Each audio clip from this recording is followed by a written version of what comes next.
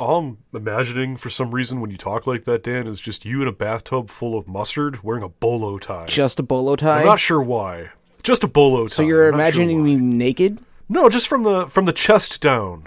The chest down in a bathtub full of mustard with a bolo tie. Yeah, but the arms outstretched, the nudity is inferred. Heaving and saying, it's a good day. Why me naked? Why me naked, Andy?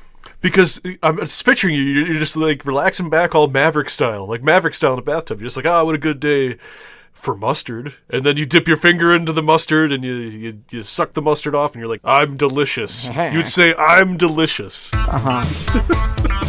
Okay.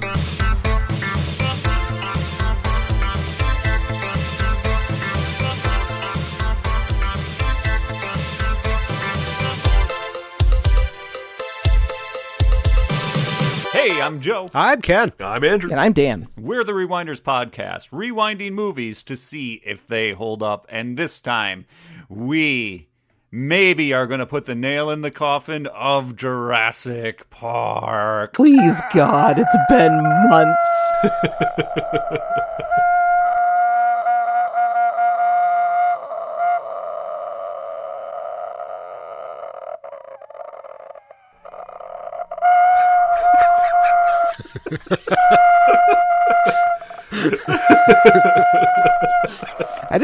All the dogs are barking. See where he's going with this one, because he had it there. That was a solid 57 seconds. That was solid, yes. It's a solid 30 seconds. We got the sick Triceratops scene. I'm imagining that's what the Gallimimus would sound like if it was laying on the ground just howling in pain. I mean, we're not quite there yet. With punctured lungs. We gotta get the kids and Grant out of the tree first. Yep. Where we left off was Grant and the kids waking up in a tree. Yes, with the Vegisaurus. The Vegisauruses, yes. This is possibly another one of the scenes that needs to have just digital VFX cleanup. The practical effects are fantastic. The sneezing dinosaur is not. Yeah, it very much looks like a puppet head. You're a puppet head. I mean, I wouldn't want to be on the receiving end of a dino sneeze. Thanks. Well, no. I don't know if I'd want to be or not. I mean, I imagine it would feel awful but good at the same time. Kind of like bathing in a tub full of mustard. But Lex seems very horrified by it, so we only have her opinion to go off. All right, dino boogers. That's how do you feel but when Tim doesn't miss a beat there. Somebody inadvertently sneezes on you? Disgusted. So then take that and multiply that by Brachiosaurus size. That's what I'm thinking, though. Like, I imagine it would be kind of like awe-inspiring, even though it's horrifying at the same time. I've just been sneezed on, basically a god. Yeah, this thing that sneezed on me. Its head's the size of a freaking small car, and it sneezed on me. I feel like that'd be great. Well, now we know where Rothy is on this one. No, we're not going down Vor territory, Dan.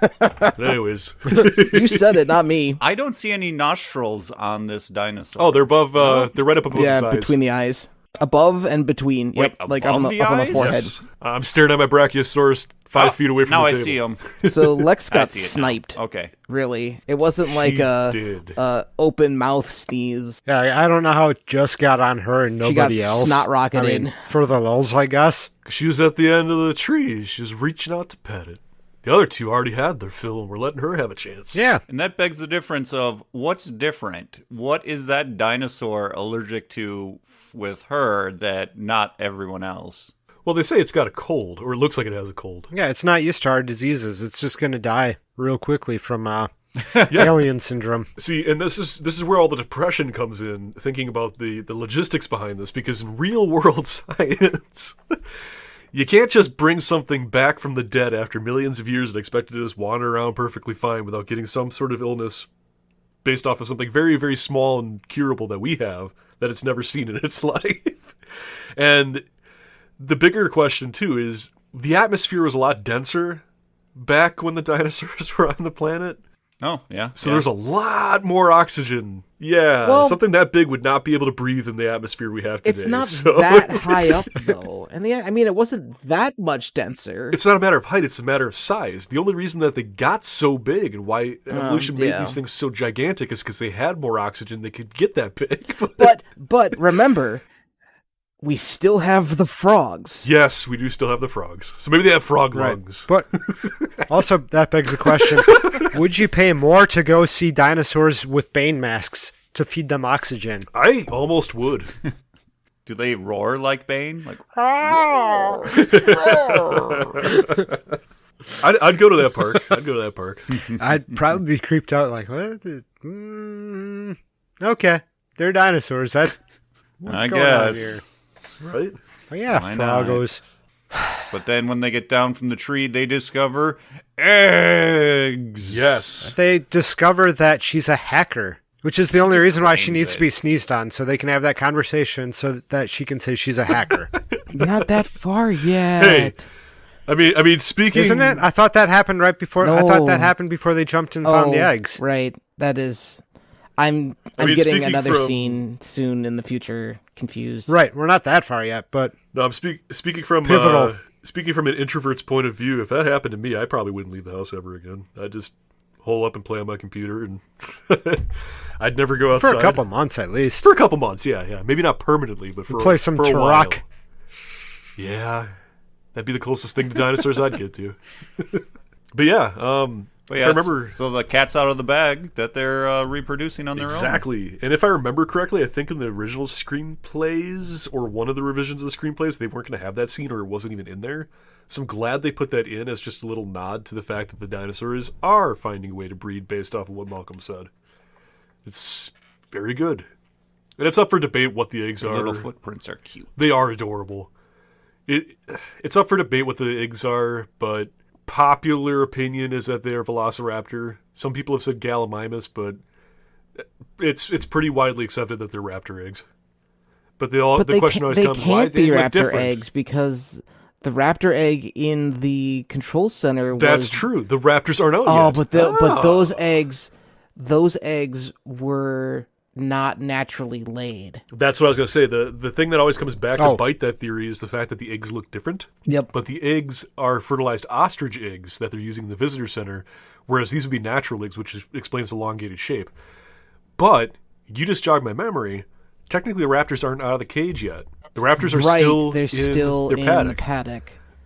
And they're, So that blows holes into that theory. so then. that's Holy got to crap, be okay. whatever dinosaurs were in the Brachiosaurus paddock. So it's got to be Gallimimus, Parasaurs. It could be a bunch of things like that. But yeah, it can't be raptors, because that's been a topic of debate for many, many years. What dinosaurs' eggs those were, and yeah, it cannot be Velociraptors because there's only 3 and they're in their cage still. Damn, learning new things even after 30 years almost. Ta-da! So also in this scene, you realize that the kids never got to go on the tour to learn about the DNA. Oh They're just like, man, these adults are real jackasses for not letting the kids actually learn. They're like, yeah, we're so excited to get into this. Forget those kids. I mean, it's mainly Grandpa's fault. He's running muck with getting things going, not being like, hey, we got some people coming. Let's wait for them to show up too. Right. Nope, he just jumps right into it and like, yeah, I guess we'll get the kids later or something. But It just shows the difference in the character. I mean, I was reading a little bit of the novel again, and the scene at the ice cream with Ellie, it's flipped with Hammond and Gennaro in the book. And Hammond just comes off so unbelievably cold in that scene. He's just eating ice cream, does not give a shit about anything. Gennaro's trying to, like, reason with him, hey, your kids are out in the park, and he just does not care. Like, he doesn't seem like he cares. Like, he just kind of brushes it off, like, yeah, they'll be fine. They'll be here in the morning. And he just basically, like, shoos him away as, like, I have no problems. Like, he's basically planning that Muldoon's going to get the kids back within the next couple hours. And everything's going to be fine. And he's more focused on the park itself, about how they had a wee mishap and then he did just fix it. I love the change in the movie. I love the change that they had. I love the interaction between Hammond and Sattler about that. It's just, it's so freaking amazing because it's more gentle, it's more sweet, and it feels more personal. It's such a good scene. It's such a great scene because you see how naive he is. And I said this last episode, but but a sweet naive, not like a manic naive like in the book. That's entirely true because, like, he's not like the book. He's just so you're right. He's so cold to it. He is. He's an asshole in the book. Well, yeah, he's a huge asshole.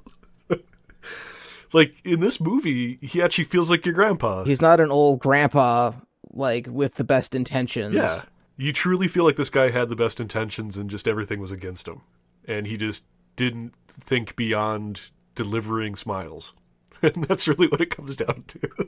Yeah, I thought that was funny. I was just reading that part the other day, and it's just like, wow, what a huge ass difference. Then that scene gets broken up by the manly chest of... Golden Boy Malcolm shot. Ah, yes. A little bit of blood on there to be, spice it up. Maybe it's ketchup. Who knows? He had a sloppy hot dog. Yeah, maybe. Taking a bath. They hit the buffet before they went into the bunker. The bunker with the door not locked yet? Yeah. Who's trying to enter? I mean, at this point... Well, it's not really a bunker, though. It's basically just command center. Yeah. I mean, there is a bunker in the visitor center that they allude to. In the books, it's more prevalent, but yeah. It's, what was I going to say? It's, I completely am drawing a blank. I lost my train of thought. Now I'm sad. Mm-hmm. Oh, well. Oh, well. But yes, we get to that scene where they're talking about how... What, Mr. Arnold? It's to the point where they're going to try to reset the power. Correct. And he's arguing a very good argument about not shutting all the power off. Because at this point, we only have what? The herbivores and Dilophosaurus and, Tyrannosaurus Rex that are free. The most dangerous things on the park that are in the movie, I say that with question mark, I guess, because I know the book and even movie kind of allude to there being more dinosaurs. Even in the scene where Nedry's taking the DNA out of the cold storage, Metriacanthosaurus is listed there and a couple other things. So they have other carnivores on the park. It's just we don't get to see them in the movie. No, and apparently a bunch of the ones that are in the original movie are ones that we see in Jurassic World. Exactly. So like the Mesosaurus and the Baryonyx. Yep. And the Metriacanthosaurus, that was another one. It's just like there's a lot of things we didn't get to see that are there. It's just, there's a lot of things that didn't make it physically on the film that's alluded to. I mean, you could even look at Mount Sibo. It's been a part of Jurassic Park since the original book. They used geothermal energy based off the volcano on the island to power everything. They never talk about that in the movies. Nope. Until all of a sudden they realize, like, what do we do to get rid of the island? Oh, let's blow up that volcano. What volcano? Oh, there's always been a volcano. No, there's always been a volcano. Because there is. What? Jurassic Park's crazy because it's always existed in the soft canon between book and movie. Like, anytime that they have to justify something, they pull it in and say it's from the book, and it's always been there the whole time, even though it's never actually been in the film history, which is kind of crazy. I love how they do that. It's actually pretty cool. It's like they have this bucket full of spare parts they just keep pulling from. That's why you get Jurassic Park 3. You get the aviary. That was supposed to be in the first movie. They don't talk about Jurassic Park 3. 3 was just a mess because it was made, people signed on, had expectations, and then he just didn't like what he had, and they just did it on the fly. I know William H. Macy's been very vocal about his experience and fucking hated being on that movie because imagine being an actor and like having your lines and knowing what you're getting into and signing on and being all excited, and then like the week of the shoot, oh yeah, the entire script's thrown out. We're just gonna write pages as we go. Just do what I say. No. Yeah. Best way to run a movie. Absolutely. The plot changed so many times on 3, and they had no idea what direction they were going in. They just made a movie to make a movie, essentially. There's some really cool stuff in that movie. There's a lot of not really cool stuff. That does explain the feeling of that movie. Yeah, it's very disjointed. It's not a horrible movie. It's not a terrible movie, but it does not have the same level of polish and care that the first 2 movies had. And you can feel that all the way through. But it's got the visuals, it's got the setting, it's got a lot of cool things going for it. It's just that piece is missing. Yeah. And in this movie, we have Sam Jackson explaining things in front of a Macintosh, a PC, and what looks to be probably a Unix computer. So they're covering all their bases here. Yes, redundancy at its finest. He's telling everyone about lysine. That's Muldoon. The lysine contingency. That being based off the era that the dinosaurs died in. Yeah, because Muldoon brings up the lysine contingency. He asks, "What about the lysine contingency?" And then Arnold explains it in depth. That's something that's a lot heavier in the book, but it does carry over to this movie. But it never, again, gets talked about. Is they fed the dinosaurs a supplement of lysine in their feedings to keep them maintained. So that way, with the thought process, it's a double whammy. Not only are they all females, so they can't reproduce, but if you feed them and are making them dependent on you giving them lysine, if all of a sudden you're not around to give them lysine, yeah, they'll just go into a coma and die. So it's a double protection. And it just goes to show, yet again, another wonderful, like, dozenth time in this movie, you can't plan for everything, and evolution breaks through barriers, life evolves, and it doesn't give a shit what you try to do. Because here we go, the dinosaurs are fine. I gotta say that the way Muldoon says it is so confusing to me, because the lysine protocol, or whatever the hell they call it, sounds so passive. Like, well, we just stop feeding. Like, how do you enact it then? Like, it's enacting the lysine protocol sounds a lot more active than we just stop feeding them. Yeah. Like, already that's going to be the case, because we can't turn things on. We can't feed them. So, like, yeah, it's already passively active. So, Hammond saying, no, that's out of the question, is also kind of a weird option to bring up at this point. I think the way the Muldoon's... Apart from the fact, like, he's trying to say, like, how about we just ditch this place? Right, exactly. That actually plays into it, though, because that goes to show how grounded everybody else is. Everybody else is like, this place is fucked. We're not even thinking about this place. We just want to go home. We want to get out of here. Hammond is the only one who's still at this point thinking that it's just a minor setback and things can go back to the way they were, which is not going to happen. So by him saying that about the lysine contingency, he's talking about the fact that he doesn't want his dinosaurs to die, and it's completely out of the question that he's going to waste assets like that. Meanwhile, everybody else is just like, well, we do have the lysine contingency. If we just let this ride out for another few days, the carnivals will die off or get sick, and we can leave the bunker and everything will be fine. So they're thinking logically and realistically, whereas Hammond's still got his eye in the sky, just like, his dreams of a park that's not going to fail, which it's beyond that point now. And he's sadly the only one who doesn't see that. Yep. But I do love the way that you brought up Muldoon. I love the way he gives his lines sometimes, because that line, and then also the line when they're approaching the Tyrannosaur paddock on the tour, those two always give me a chuckle, because it's like, why is he so concerned? Because the T-Rex paddock is like, he's telling everybody to quiet down because they're approaching the Tyrannosaur paddock. It's like, yeah, what's the big deal? It's part of your tour. Shouldn't you have more confidence in that? And it's like this one too. He's like, what about the lysine contingency? And he sounds like worried about asking about it. It's like, it's an okay question to ask. Don't sound, nervous and I don't know. He delivers his lines in those two spots with a little bit of concern. And I don't understand where the concern's coming from, but it's fun to listen to that voice, I guess. I like it. I guess, well, I could understand the lysine contingency being concerned, because he's a wrangler, basically, for the park, for the animals, and he's talking about killing them. True. He's charged with protecting them and, making sure everyone's safe with the animals, and to suggest just mass killing of what he's responsible for. I mean, he's also saying, I won't have a job because there'll be no dinosaurs for me to wrangle anymore. That's true. It's very true. We also get the line from Ian with if the Pirates of the Caribbean breaks down, the pirates don't eat the tourists. Oh my god, it's one of my most quotable quotes from this movie. I love that quote so much. He's obviously never been on that ride. Obviously. Actually, I'd believe It's a Small World ride. I'd be more afraid of that than the Pirates of the Caribbean. Yes. That's psychological warfare. That's not a fun ride. But yeah, it's like the multi-dozenth time at this point where he's still thinking that the park's going to be okay. He's just kind of poo-pooing it, like all major theme parks have delays and setbacks. It's like, yeah, Ian makes a very, very good point. Most delays and setbacks are involving people not having like clean water to drink or bathroom access, or like having a ride break down for a little while. Things like that. Not people dying.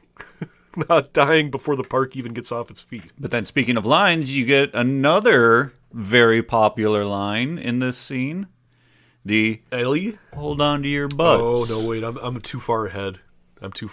Yeah. Because they still got it. Right.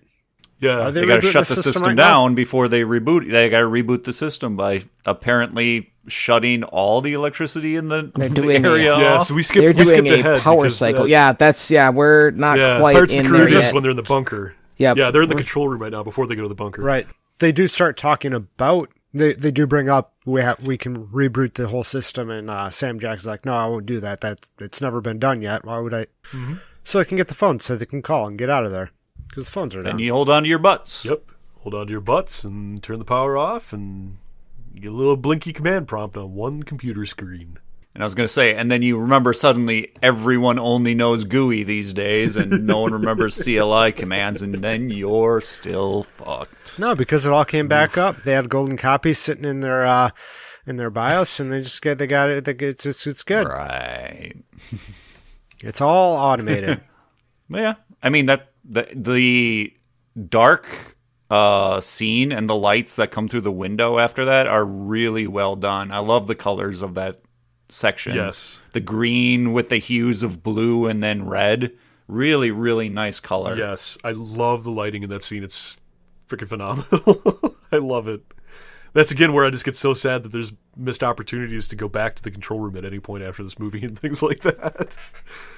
There's just so many iconic scenes, so many iconic lighting choices for like the kitchen and things like that. Oh my god, I'd love to go back to those scenes one more time. Imagine if they never went back to the bridge in Star Trek. Oh man, yeah, right. That'd be kind of weird. A little bit. Powers off, and Mr. Arnold decides he will run to the electrical circuits and place and he'll flip some switches and everything will be fine. So why does powering down one small area blow the larger breakers at the park-wide level? Again, it's shitty planning. We don't. How breakers work? These are 90s breakers, not 2000s breakers. Those are much bigger breakers. They're going to be able to handle a much wider load. There's in the movie. This movie is a goddamn masterpiece. But that's the beauty of it too. Is almost all the plot holes can just be described away as Hammond cut costs. He spared expenses in those situations. Except in this case, he didn't put pennies in those breakers. So yeah, no, but they probably asked him to override them. Probably asked about how they wanted to, have backup generators and how they want things to operate in case of emergencies. And he's just like, oh, that'll never happen. Just screw it. Just get it done. That's what you end up with. The power to this facility is based off a volcano. I don't need to worry about backups. Never run out of power. They might have backups. They don't know where they are. Nedry has them. And then we go from a tight scene to a very wide open scene. Yes. Like a tight, intimate grouping in the dark to a wide open Hawaii landscape in the bright sunlight. And it's green, and it's no longer a horror movie, and everything's safe, and they just have to walk home. Yeah. This was actually the last scene filmed in Hawaii, too. They had to actually fly everybody back just to do the Gallimimus scene. Oh. And I'm happy because apparently the original location that they had planned, it was either flooded or damaged from the hurricane or something along those lines. So this was a different location that they filmed in, and it actually was so much better, and it just looked so much nicer than what they originally had. Originally what they said that they had was just like a field essentially with, whatever trees and things like that. Whereas this is just majestic. You got that big lush green opening. You got those giant green hills. It looks so good. I love this part of the park. And the use of what are these? Are these the Gallimimus? This is the Gallimimus. Yes. Gallimimus. They did pretty well with these, I think. Yeah. It's still one of the most talked about scenes, like in all the behind the scenes and anything that comes up with the movie is just, I know everybody was really just gushing about this scene specifically when the movie came around because they wanted to know how did you do this? And it was just this big thing about tennis balls and the actors and eyeline sights and everything and just kind of rendering and all this fun stuff. And to just go into it so far in depth for everything that I remember seeing as a kid. It was a big undertaking and it shows off really nice. I mean, yeah, it's aged a little bit, but it still looks really good and believable. Especially to the point where, the kids jump under the log and there's actually, they have squibs blowing off pieces of the wood from the log as the Gallimimus run over the top and stuff. It looks great. You just have to update the lighting effects a little bit and it'd be pretty much spot on. Yeah. Yeah. Like I was going to say, the skin tone of the dinosaur looks just slightly off. Yeah, but other than that, of all the scenes that I've been picking on, this one is another one of the ones that they must have spent more time on. Because it's not like glaringly obvious that it's 40-year-old CGI. Yeah, that's not right. That's not right. That's not even. It's not that old. Okay, I say I'm not that old. It can't be that old. It's just about to turn 30 next year. But anyways, either way, it's old. Yeah, I would even argue that the Tyrannosaurus scene in this. Yeah, it's old. We'll give you that. But I would even say the Tyrannosaurus in this looks phenomenal. Being out in the sunlight, not having the rain or the darkness to obscure the CG or any flaws, it looks great. Compared to the Brachiosaurus and the open, no, not technically opening scene, but the introduction to the island, like, I don't know. Yeah. It's nuts. She looks good. Yep. She looks very, very good on the open. I mean, it introduces T-Rex as being a stealth animal. Yeah. No longer do hiding you get in the bushes. hours of exactly. It's not lead up time of the earth trembling. You get sudden T-Rex. Somehow we managed to miss this. It's been an off and on thing throughout the entire series after that first Tyrannosaurus Rex tour attack, where plot convenience, sometimes it makes sense to have the thumps and sometimes it doesn't. Like, you think of The Lost World, where they're sleeping in the tent. Kelly and Sarah are in the tent and all of a sudden you hear the thumping and then you hear the heavy breathing, and that's that. You knew it was there before it even happened because it was coming. But there's other ones where, like, get to Jurassic World and there's the scene outside the mansion in Fallen Kingdom where bad dude, I can't even remember his name, is holding the Indominus tooth. And all of a sudden, out of literally nowhere, Tyrannosaurus grabs him in his mouth, starts munching him up, and Carnotaur comes and takes his arm away. It's just like, what the fuck? Like, there's no thumping at all. There's literally zero sound. And I saw that in Dolby Atmos. He's just holding onto a tooth, smiling because he thinks he's going to get away, and all of a sudden, you hear the gulping and the roar of the Rex grabbing him in his jaws. It's like, what the fuck? What is this? I say, in this situation, it kind of makes sense. Like, you got the Gallimimus herd, and it's like you got that low-end rumble going already. Yes, exactly. And then you got, like, everything around you just stampeding, so you're not going to catch it. And then all of a sudden, sudden T-Rex. But, like... Plus, you got the trees, you got the grass and everything, so it's muffling the Tyrannosaurus Rex. There's a lot more vegetation that could be dampening the sound of it coming out of the forest to attack. And like you said, the stampede and everything else just adds to that. Fallen Kingdom has zero excuse. Right. Tyrannosaurus Rex comes out of a basement of a mansion and grabs the guy off the ground. And there's zero sound except for the mouth. They really love using that in the future Jurassic Park movies where, like, sudden water dinosaur jumps out and eats the Indominus. Well, with the Mesosaurus, just like sudden saving by... keep forgetting that big of a beast is just sitting in a swimming pool. Waiting. Yeah. Right. That one does. I'm talking about it becomes a trope in Jurassic Park where a bigger dinosaur comes and eats the dinosaur that's about to hurt the humans. There's type always thing. a bigger fish. Only when we get to it was 3. done better in 3's where it starts. 3's definitely where it starts, where they have the Spinosaurus kill the Tyrannosaur. And we get probably arguably my least favorite line in the entire series. And unfortunately they gave it to Grant. It sounds bigger. How the hell does something sound bigger? I hate that line so much. It just makes a lot of noise. Sure. The smaller dinosaurs go wee, wee, wee, and the bigger dinosaurs go roar, roar, roar. I guess. See, it sounds bigger. I guess. It's like someone on the phone saying you sound far away. Yeah, I don't know. I could go off for hours on 3, but I'm not going to, obviously. Yeah, no, we're talking about the good one. We're talking about the good, my favorite one. Yes, my favorite.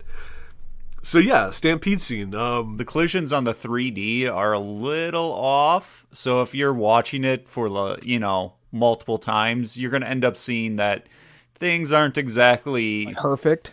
Like the surfaces of the objects are not solid, and they're animating those collisions. And it's the 90s, but they're doing a pretty good job with it. Yeah, totally. Like today, you can program surfaces to be solid. I believe the last time I remember working with a 3D program, you can set, so if another object hits it, it won't go right the render through will the rendering software will know not to allow other geometry to pass through that surface or that texture. Yeah. Not to go way off topic, but just because it's in the same vein, I was actually just having this thought the other day. I was watching a video comparing the Raimi Spider-Man movies to Spider-Man No Way Home, and they made a very good point that, yes, the movie's qualities are getting better, but they're also losing a lot of their personality. And in the effects department, it's cookie cutter to the point where there's no interesting shots anymore. And I started thinking about that because they went into detail about, there's a scene where they're slamming his head into multiple, cases or something like that, and it was a shot from within inside the case of the face coming through. And it's like, that's Raimi. That's Raimi in a nutshell. Like, crazy fun camera angles. And I thought to Jurassic Park, with the scene with the Tyrannosaurus chasing the Jeep that we talked about last time, there's that shot where it's like you're the Tyrannosaurus Rex chasing the Jeep.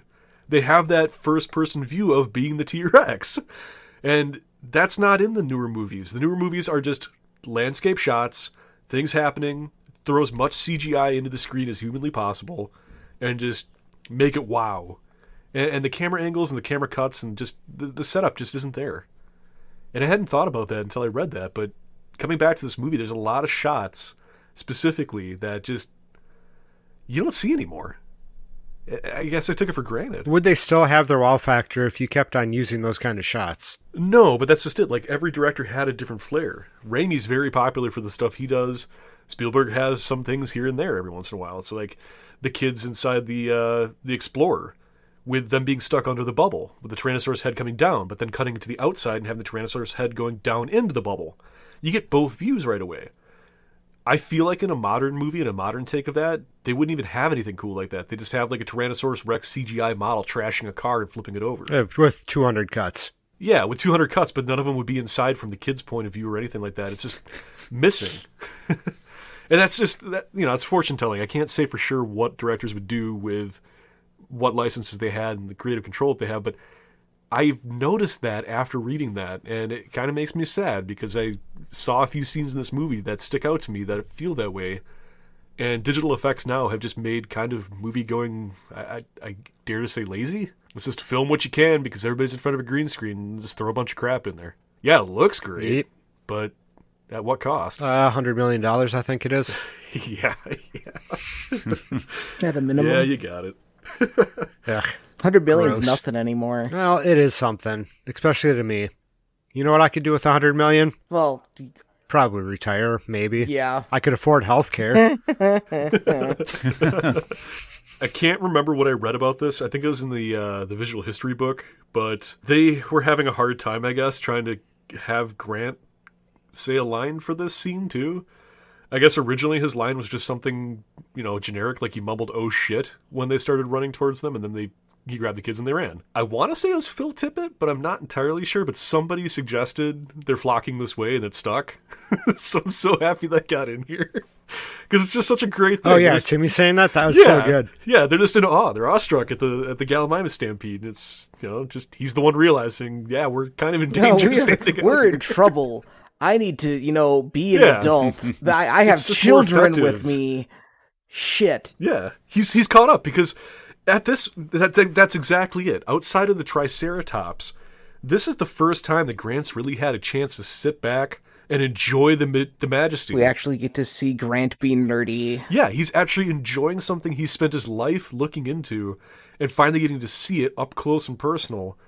And it's just that briefest of moments where he just lets his guard down because they're there. They've already gone through a bunch of crazy crap. They're on the middle of the field. They don't have to worry about anything. And then, yeah, it strikes out of nowhere. Tyrannosaurus Rex comes out. Oh, man. I love the scene of it just destroying that Calamine. And then we get poor Tim, who's never seen death before. Nah, he's into it. Has to be torn away from it. Yeah. There's so much blood. Oh, he's gonna become a scary adult. And we run out of that scene into the next one where, what are we doing? Back in the bunker. That's where the Pirates of the Caribbean breakdown line comes in. Yes. I have my notes messed up. It's just a delay. All major theme parks have delays. Disney Park had one? Yep. Yeah, that's it. So we get that one, and then we get another incredible quote, which I love so freaking much, with Sattler this time. Ellie has that amazing quote where they decide to go to the bunker and see what's going on. And Hammond, trying to be his Hammond-y self, he feels bad after trying to have control over the situation, and says to Ellie, it really ought to be me who's going and not you. And she legitimately looks stunned and confused, like, what? Why are you saying this? And then she realizes, and it hits her. She's like, oh, he's being sexist. And that's exactly the line. We'll discuss sexism in survival situations when I get back. I love that line so much. because he's insinuating that because he's a guy, he can do a better job, or he should be going to protect her to go take care of it instead of her going, which it was her idea to begin with. I or love what I that. prefer, send Hammond because somebody might die, and you know what? It's his fault. But yeah, he didn't go that direction. I know, that's the flip of it, but it just shows her character. It just shows how good of an icon she is. It's such good writing. She's such a good character. Still, hands down, flawless in my opinion. The best representation of a female character that's well written in cinema that I have personally seen and still have seen to this day. I love Ellie Sattler in this movie because she feels equal. She feels at times smarter than anybody else's ideas. Just like reality, instead of having them scream or standing off in a corner or basically being the bait to be rescued. Ellie's leading the charge to go look for somebody who's missing in a dinosaur-infested park. That's badass. Yeah. That's so badass. Because it doesn't come down to genders basically choosing who's doing what. She's the one who had the idea. It was her idea first. Hammond's just putting the sexism in by saying it should be me. And then they take the sexiest person of the scene and use them as a table by covering them with blueprints. Yep. I did have to do a quick check. Right over his legs. Jurassic Park does pass the Bechdel test. Has at least 2 named female characters who talk to each other was about something that isn't men. Yes. I was gonna. I didn't know, so I had to quick check, and I was very happy. Because I would have been absolutely distraught if this managed to fail the Bechdel test, but if it passes, so it's fine. Then you have to consider we get to Jurassic World, and does that really happen? Let's find out. Claire doesn't, from what I remember, talk to any girls. Oh right, you can just Google it. Yeah, there's the girl in the command center. I guess it does work out. She talks. It passes. Yeah, it's according to this website, it passes. Yeah, there's multiple scenes where she's talking to girls. I think she even talks to Zaya before she gets devoured. But yeah, it's it's a fun test. Yeah, I love how it's such a low bar and so many films can't pass it. It is such a low bar, and that's what's sad about it. The comments for Jurassic World, though, apparently there's a lot of sexist stereotypes. Oh yeah, for sure. Owen and gendering of things. Owen is hands down one of the worst stereotypical characters, and the worst part about him is he doesn't change. Jurassic Park, all the characters change in some way. They come into this movie in the beginning as something and leave completely different towards the end, with a greater appreciation towards nature, a greater appreciation towards, dinosaurs or kids, company, things like that. There's everything that happens to a character in this movie changes who they are when they leave the island. Jurassic World can't say the same. Except for Owen. In Ian Malcolm's case, a broken leg. A broken leg, yeah. Except for Owen. Owen is... And I've seen this echoed online. He changes nothing. He comes in with all of the things that you're supposed to have when you leave. Yes, and that never changes. He never changes character between the 2 movies we've seen so far. He does a little bit in Kingdom. BA character moving along. I don't know. But anyways. I don't think I'm going to go back and watch that no, movie. So. I wouldn't. Kingdom for me is pretty rough. I will go back and watch Jurassic World anytime. I love that movie. I have such a greater appreciation for it. I still liked it when it came out. I just hated the whole InGen militarized Hey, at least we didn't get the genetic freak monsters that supposedly were supposed to be in it, so I'm happy for that. Fine. But then we got retconned human cloning and genetic freak monsters and humans surviving part. Oh, it's all on its way. I don't know, man. Dominion looks... Dominion looks great. I'm excited for Dominion. I shouldn't be, because I'm going to be devastated because it's going to be awful. But it's the flippy floppy. It's the same thing that happened with Star Wars. You had Abrams, which got the excitement ramped up. Then you have Trevorrow, which split the team, split everybody's opinions on it. Then you had Abrams again, but it was too late to fix anything. That could be the same thing with this one. However, it's got a lot going for it where I think it's not going to fall in the same pitfall. Trevorrow's back. I hope not. And yeah, I don't know. It looks great. The only thing that's really against it right now is how they're going to handle the pacing and how they're going to handle the tone of having dinosaurs all over the world suddenly. Because it really feels like from the trailers and stuff that they're trying to wrangle them up and get them off somewhere. How do you do that when you're depicting dinosaurs literally living all over the world causing mayhem? It's not like something where you just spend a weekend like making a checklist and picking up all the dinos. It's supposedly reproducing and crap, I guess. I don't know. I mean, mankind's really good at wiping out species. We could just do that. Would they be stupid enough to use the DNA of a frog that's known to like have a serious amount of offspring? I don't know. That's what we're going to find out with Biosyn and everything else that goes on in this new one. I'm excited to see it. I don't feel as disappointed and depressed going into this one as I felt going into the last Star Wars movie. Because the last Star Wars movie, you're going into it basically thinking, how are they going to fix everything that went wrong? Whereas Fallen Kingdom, if you just take it away and just accept the fact that the island's gone, everything else is still there, I guess. And, Jurassic Park at its core is about dinosaurs. You get more dinosaurs this time around. And you get some of the core cast from the original movie. It's looking like it's going to be pretty great. I'm not going to lie. I still need them to bring back Lex and Tim. I know. They brought him back for The Lost World, but that's the last time we really saw him. I don't know. The only thing that could wreck it for me is tone. Tone, hands down. Jurassic World gets too far campy into the Mission Impossible style, where it's rolls and jumping through Tyrannosaurus Rex's jaws as it clamps down and you just missed it. I hated that scene. But anyways, there's a lot of things like that. And the motorcycle chase in, I think it's Malta in the new movie, I don't know how I feel about that. We'll see, I guess. The chase with Owen and the Velociraptors. And the Velociraptors. Yeah, Velociraptors chasing him, and it gets Mission Impossible. And I know that there was a couple things even in this movie, the original Jurassic Park, that they had to basically cut because it felt like it was getting to that point. There was something I was reading, I can't remember what, but there was something along those lines where it was like a character dodges out of the way from T-Rex jaws or something along those lines, or jumps out of the way of this, or does some sort of like aerobatic or something. It's like, no, that's not this movie. That's why I love and appreciate this movie so much, because it's grounded in reality as what it is, with a suspension of disbelief. It's grounded in reality. It makes you feel like this could really happen, and that's why it was so huge. And the best part about all of that is just the fact that the dinosaurs are the showpiece in this movie as being something that's unpredictable because it is wildlife. It is something that nobody's ever seen. You have no idea how it's going to react. It's just an animal.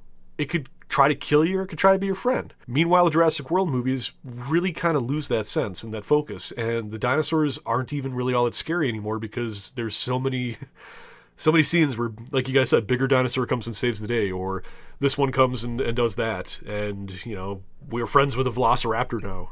Oh yeah, by the way, this raptor that eats things because it's a carnivore, it's our friend, and it's just going to know whoever I'm talking to is a friend too. I hate that. I hate that.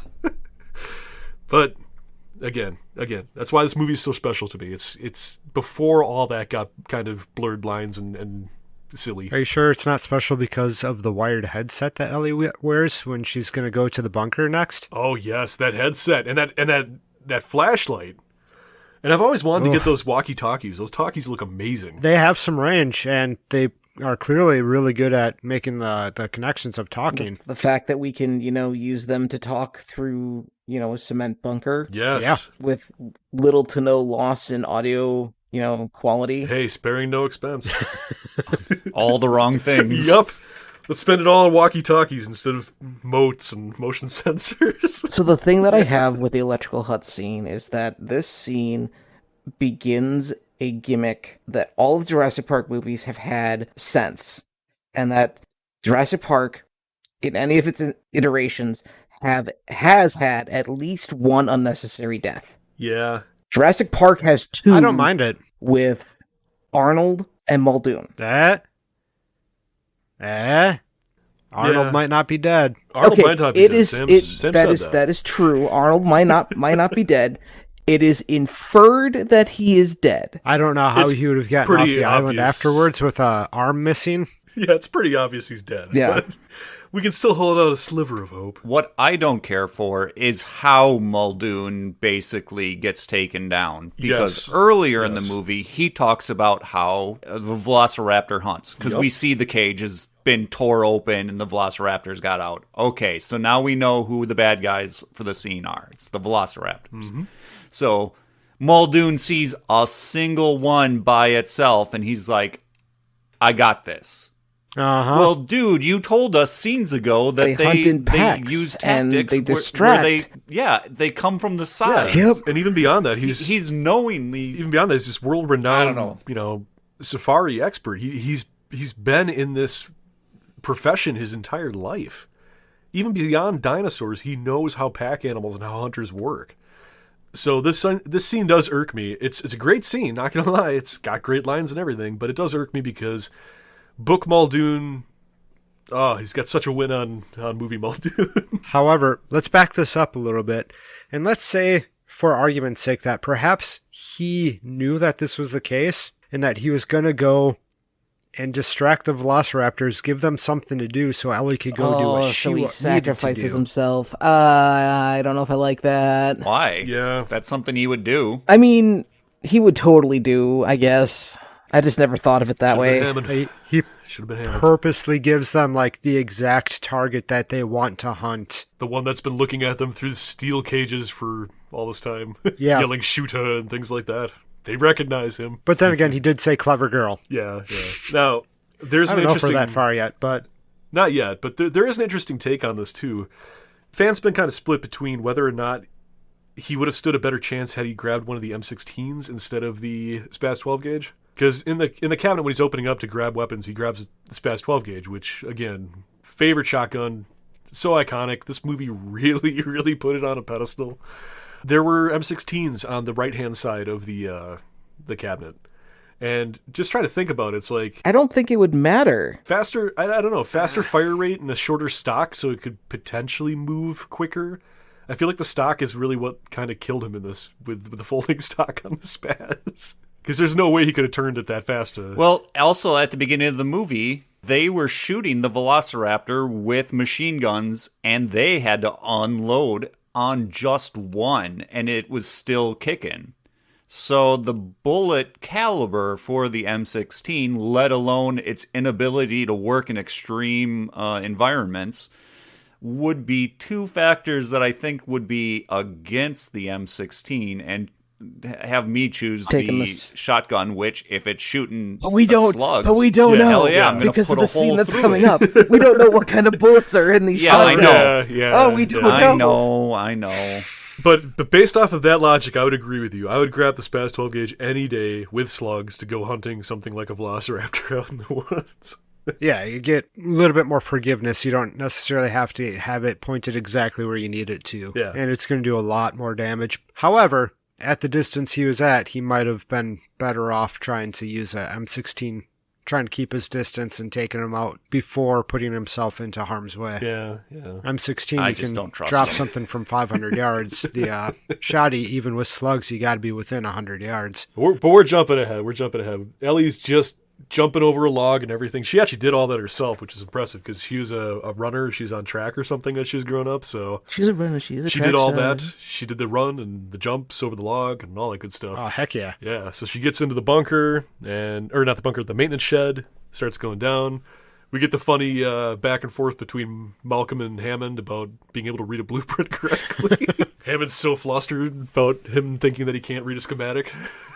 But yeah, and right into a wall. So Malcolm's got the upper hand on this one because he makes sense of it. Instead of trying to be so literal like some people can be, he's thinking like we do. It's like, hey, follow this pipe. It's because he's chaotistician and he can handle reading chaos. And chaos is lines on paper. It doesn't matter which way I'm looking at this. I see the pipes are following exactly where you need to go. Just follow the pipes. I don't need to tell you left or right. Exactly. That's where you're going. But that's just it. Hammond's thinking one way. Hammond's thinking of trying to actually direct her via the schematics. Whereas he's still trying to control. Exactly. He's trying to control. Whereas Malcolm, he's a mathematician and he's looking for structure in the chaos. He's looking for those fractals. He's looking for those moments where it's like there's a repeating piece in here somewhere if we just look at it, and that piece for him is the pipes. The pipes, it just looks like chaos when you're looking at the freaking schematics.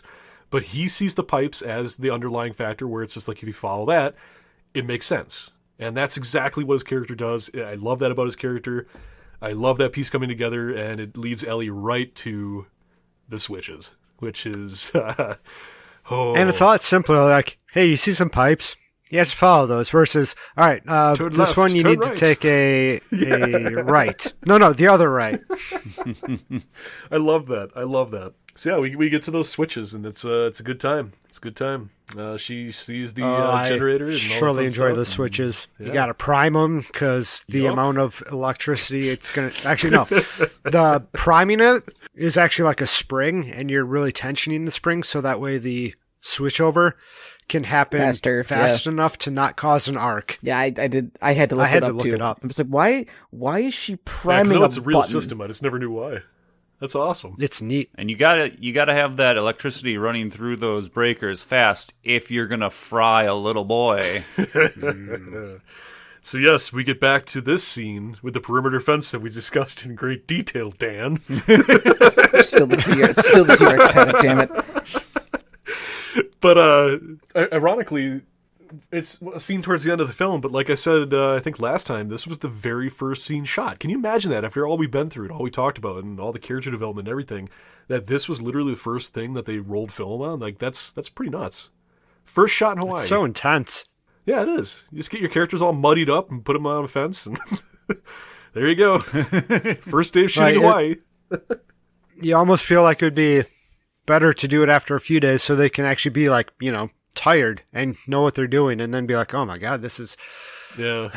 But they nailed it. Yeah. They did a great job they did, and it's like almost word for word out of the book. Yeah. Like, my favorite line... Oh, no, is it this scene? Yeah. No. I can't remember if it's before. I can't remember if it's before or after Muldoon actually dies that they drop the Big Tim, the human piece of toast. I think that might be that might be a few minutes farther into the movie from where we are right now. Yeah, it is. It is they get farther. to the fence. They're taking their sweet time with it, and Grant has the thought to toss a stick at the fence, obviously, to see if it's electrified. Which I think we all know that wouldn't work. No, that wouldn't do nothing. But we get that great scene. It was a metal tree. Yeah. Faking but we it. get that great scene where he makes the joke and the kids are terrified, and I love his face as he looks back. You can really see he's warming up to kids, and he understands them now in the scene. And that switch has really flipped since they spent the night in the tree. He's not cold. He's not, dismissive of the kids anymore. He's legitimately having fun with them now. And that's such a great character. Terrorizing them with love. Exactly. Yeah. Instead of terrorizing them with angst and... What the hell are you doing You here? gotta like how he tried to shove a full-grown man through the fence and be like, nah, I can't fit. You kids won't be able to fit either. I'm looking at it. Those kids could totally fit through those holes. Yeah, but then they wouldn't have anything to climb over. But I think it's the urgency. They're looking at the fence logistically as they get there. And they're testing it to make sure it's not electrified. Sure, he's testing the strength of the wire to see if they could climb through. However, they hear the Tyrannosaurus Rex off in the distance. Oh. And I think that's probably what happened.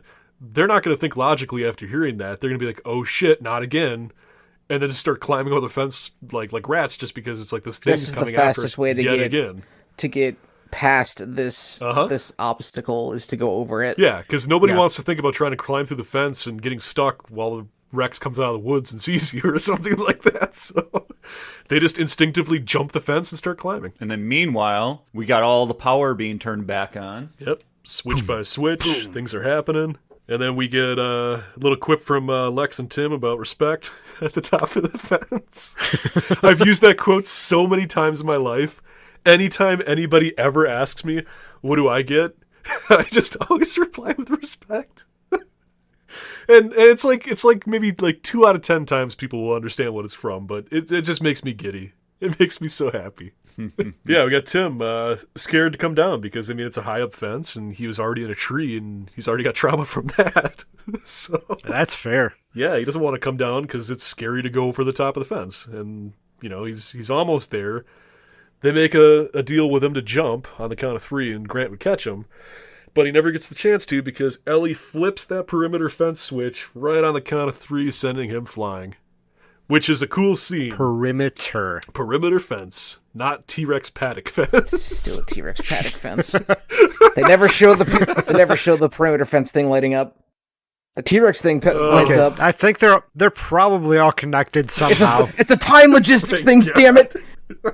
They're all in the same circuit. We're not getting back into it, Dan. I can't remember. I was reading about that too. I think it was in the same book, but it was... for that scene, I guess, Timmy had, I think, flares in his hands and everything for the shocks. So, the scene, this looks good. It looks, the way that they fly him off, the way he's got the sparks coming out of his hands and the cabling, it looks really, really good. It does, it's really well done. But there's one little itty bitty thing that I noticed. Well, I had to go back and watch it. When Lex and Grant are on the ground talking to Tim, there's a scene where it looks like Lex and Grant are really close to the fence in one scene, and then the camera it cuts to something else, and then they cut back, and it looks like Grant and Lex took a 30-foot step back from where they were standing. Yeah. I can see that. I'm going to assume that's probably because the way it was filmed, and they only had a certain amount of takes that they used one take because the take that was better, they changed the camera angle and they didn't have better angles to work with, so they spliced the two different takes together. Yeah, I mean, anything's possible. Oh, they also knew that the fence's name was Brett Makowski, and so they weren't sure how far away they would have to stand to catch the child. What? I think that was the 1994 Packers quarterback. Don Makowski. Don. God damn it. I'm so good at football. Favre and Don Makowski. You were combined them. So close. I almost made a sports joke. Yeah, almost. Good effort. But Grant brings the child back from the cusp of death, and his face is Reggie White as he takes a gasp and comes up. That's where we get that. That's where we get that awesome look on Tim. He's got his hair all poofed up, and he's got some blood trickling from his ears, and brings him back to life. It's okay. Tim has serious plot armor. It's fine. The electricity technically wouldn't have killed Tim. The fall from that height and then having Grant doing improper CPR on him is what would have killed Tim. I'm glad you called it out. A lot of people call it the improper CPR. I'm super happy that he decided to let us know that he was perfectly okay by continuing his counting. Yeah. He's like, nothing's changed since I fell off this. We're all good. It gave kids a laugh in the theater, I'll tell you that much. It certainly did. Then we get back, and Ellie's really excited. She's got her hands clapped together, and she's all excited because now she's feeling that Hammond had. Even though everything that's happened has happened already, even though they're going through all this crap, for a brief moment she lets her guard down because the power's coming back on. She's seeing the lights turning on. And you can't help but to get excited because we have control again. And within that second of feeling that she has control again, boom, Velociraptor. How the hell did it get behind a breaker cabinet? How? Like, I don't know. Let's look at how that room was laid out. Like, there shouldn't be space behind those cords. Did you just tell me that I shouldn't be picking things apart? Ooh, yeah. I have to give massive props to that because dissecting it verbally like this, it's really the first time that I've really come to appreciate how almost every scene in this film where a character thinks that control is being handed back to them, something drastic happens to just remove that instantly. It's such a good juxtaposition, especially this scene specifically. Like, it goes within seconds. Like, yes! And boom, Raptor. I love that. It's right up there with the question and answer. If you can constantly keep people moving forward in your story or film by posing a question and then answering them, it keeps your audience engaged. This is kind of like that, you know? You have a moment that, hey, we have control. No, you don't. Yeah. Hey, we have control. No, you don't. I mean, low-key, the audience, even the audience and the characters in the movie, everybody wants to see Jurassic Park succeed. Even watching the movie, you're just like, oh, I hope they get everything fixed because this is a great place. But you can't keep thinking that because it is just impossible by this point. I mean, the train has already way left the station at the beginning of the film. There's no coming back from the crap that's happened. Yet you have this naivety. You just want it to succeed still. Oh, you want this to work? Are you still on Isla Nublar? Yeah, no, that's not going to happen. Yeah. Here's this false sense of security. I hope you enjoy your 10 seconds. And then we get Mr. Arnold's lovely arm. And then outside, Muldoon meets his end. Yeah. And I'm looking at his face. He didn't go into this sacrificing himself. Oh, He's looking shocked and surprised when he sees the other ones. Yeah. And then that's when he says, clever girl, you got me. I've got the 6-inch action figure of him, and he's got a cold sweat face that you can change. Have you guys ever been on a roller coaster? Yes. Let's say like the giant drop. So let me talk to you about the one time I went on a giant drop. I'm fine with not ever going on one ever again. It's fine. They're fine. But I like them. You go up to the top, and this entire time the goddamn ride's called Giant Drop. You know what's going to happen. You get to the top, you're like, huh, we're just kind of sitting up here. And then you hear a click, and you're like, oh, that means I'm going. And then you still drop, and you're like, what the fuck what's going on? He didn't know when that clever girl was going to come get him. So it could have still been a surprise. Could you say even though he knew it was more coming. Hubris, like, he's so used to hunting things that aren't as intelligent as velociraptors no. are. I'm saying he went in thinking that he's going to be hunting these stupid animals that aren't going to be able to tell where he is. But he knows they're not stupid. But he doesn't hunt them. He hunts stupid animals. Right. Exactly. It's the whole hunting He also aspect. knows not to expect it. So he knows that he shouldn't know when to expect them to attack. So when they do attack, it is still going to be a surprise. Yeah, I think he knew they were intelligent, obviously. It's just, I think he knew or had the naivety that he was more intelligent than them. Again, it's like a control aspect. It's just, I'm a human. I'm evolved. I can beat this thing. Even though I know it's really, really smart and I know specifically what it's capable of doing, you just forget about that because you think you're in control. You think that you have the upper hand. And that is definitely where you see it in his face, because he loses that for This sure. is why you never take on the old gods. I'm going to live in my fantasy that Muldoon's a martyr. You do that, you're just fooling yourself. You're a revisionist. Yep, I'm fine with that. I have my arguments. He gets chomped to death. Yes, and look at that lovely shot of the snake crawling away on the log next to the velociraptor eye. I love that. Oh, I never saw the snake. If I did, I didn't think about it. When you hear him being chomped on, you hear him screaming, and the snarls of the raptor. It cuts to that velociraptor's eye right above the log, like it's laying on the ground, like watching, and a snake slowly slithers past its eye. Yeah, cool. Yeah. It's one of those things where if you're not paying attention to it, you wouldn't see it. But that scene is also like a iconic scene. Well, yeah, because the smartest of the velociraptors is watching him. If it had long enough arms, it'd be, like, oh, yeah, you got what you came for. Yeah.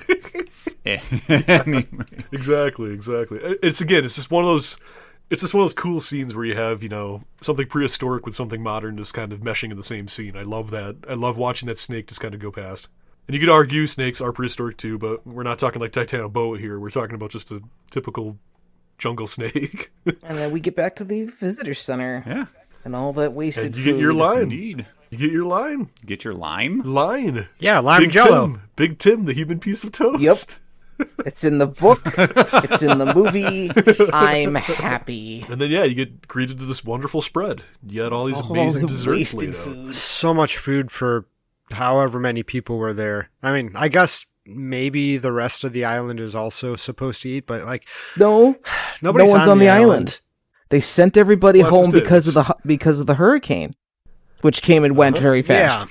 Yeah, but prior to the hurricane, Alejandro, the chef, and his crew probably. I would assume didn't he leave as well? He left as well too, but I'm assuming what had to have happened is Hammond, probably being the grand showcaser he is, had his team cook up a crap ton of this amazing food just to wow everybody when they came back from the tour. And it's just been sitting there since because they've had other things to focus on. So that's why there's just all these random desserts sitting out there and they just go to town. So what I'm looking at, it would last. We have veggies, we have bread, Jello. We have desserts. And the only thing that probably wouldn't taste as great is that there's a big chunk of, I don't know what the heck it is, but it's a meat. I think it's ham. It's probably ham. So that thing might need... Yeah, it probably needs a microwave for that, but everything else probably is good to go. I mean, realistically, we've made it 24 hours-ish, so realistically, most of that stuff would still be safe to eat and still be tasty, yeah. It would just be cold. Yeah. Or warm. Yeah, exactly. Room temperature. Depending on the situation. Yep. Given the room has been AC's been off for hours. It's probably all super hot because they're in the jungle. But not the ceiling fans. Oh, right, ceiling fans. No, we're good. It's going to be nice and comfortable. We always forget about the ceiling fans. We get that nice scene outside, Grant going up the hill and Ellie stumbling around because she just survived something horrible. And she sees Alan for the first time in about 24 hours, and it's got to be a big emotional moment for her. And yeah, she mutters run, and they jump and hug, and it's great. It's amazing. What got me is is she talking to herself? Because I always thought she was talking to Grant. Yes, I've always had that misconception. I've always thought about that, but I paid attention to it a couple years back and just really focused on that part. She is telling herself run, get over to him, because she's just in that state of mind. She's not trying to yell to Grant run, because there's nothing to run from. She's just telling herself run to him. It's a strange scene for sure, for context if you're not looking for it, but that's at least what I take out of it. She's doing the talk to yourself to motivate yourself, because she's all hobbly, and probably it sucked getting from where she was back to there. Yep, she's probably exhausted, so she's just got to have that little boost. Which she's hobbly because the flashlight. What? And I'm not sure where specifically it probably got her, but if you watch when she's running through the maintenance shed away from the raptor as it's chasing her out, yeah, she drops the flashlight and trips over it. Yeah, and it's dragging behind her as she's running, but then it also gets caught in the door as she's leaving the maintenance shed. So I'm not sure. There's multiple points where she could have rolled her ankle or tripped over it or whatever. So I think they show her tripping right as she's getting outside. Yeah, or just before. Yeah, I'd have to go back and scrub through the scene. But she definitely trips over something, and that's why she's hobbled. Because she gets outside that perimeter fence outside the maintenance shed and just slams the door shut and basically sits down and has a little hyperventilation, essentially. And now this is also another play on expectations, because let's think about all the movies that have their female characters running away and then tripping or getting hobbled. Those are the people that end up dying in movies, typically. Here, it's not the case. And also, same thing. It's Grant's not the hero in this case. He didn't come save Ellie. He didn't do anything outside of just being there. She's the one who ran to him and jumped in his fucking arms. It's just such a cool scene. I love it. It's just two people enthusiastic about seeing each other, not knowing if the other person's okay after almost 24 hours of being stuck in a hell together. It's a great scene seeing them reunite. And then the kids, just when they think they have control again, we get one of the most reenacted scenes of all time. My sister reenacted this scene so many times growing up, I can't even remember how many times to count. The shaking of the Jell-O or trying to close a cabinet door with you inside it? I've always wanted to try that. I haven't had anything like that. Yeah, there just hasn't been a rolled steel door cabinet for me to play around in. No, the Jell-O scene. They're sitting there enjoying the Jell-O, and then we get that beautiful background.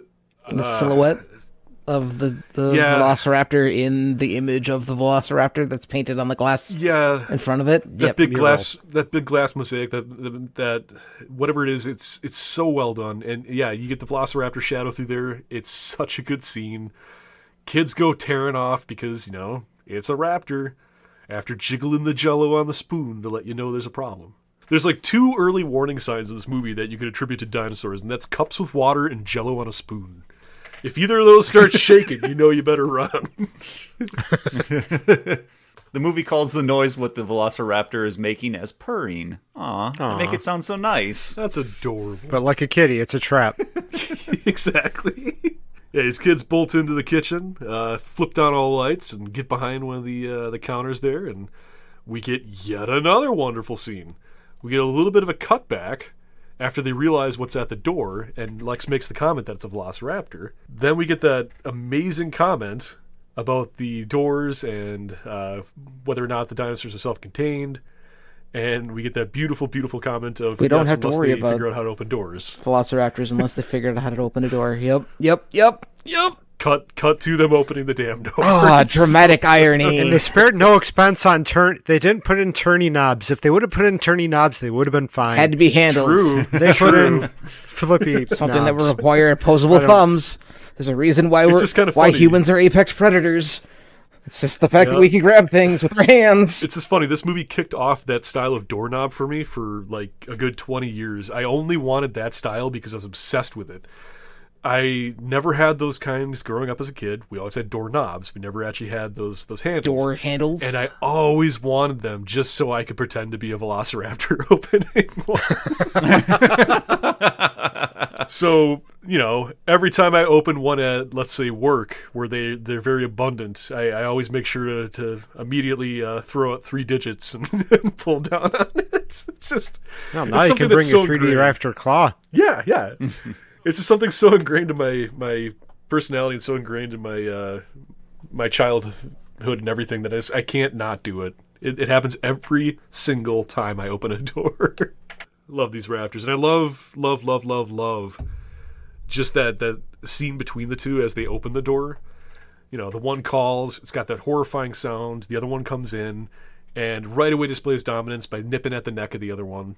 I love that. But we get a little bit of a gaffe in this scene. If you were to scrub to 1 hour, 49 minutes, and 13 seconds, you can see somebody's hand pat the tail of the person wearing the Velociraptor costume. I've heard that. I haven't actually seen it myself, but I have heard it's hilarious. Absolutely hilarious. Yeah, so we got the padding, we've got the plywood and the workshop lights from the T-Rex scene. Those are like the two biggest glaring. If you weren't paying attention for them, you would never see them. But yeah, I mean, this still, I don't think there's, for me specifically, I don't think there's any more anxiety-inducing scene in the entire franchise than being trapped in a vehicle with a glass bubble roof, being attacked by a Tyrannosaurus Rex, or being stuck in a freaking kitchen with a single exit.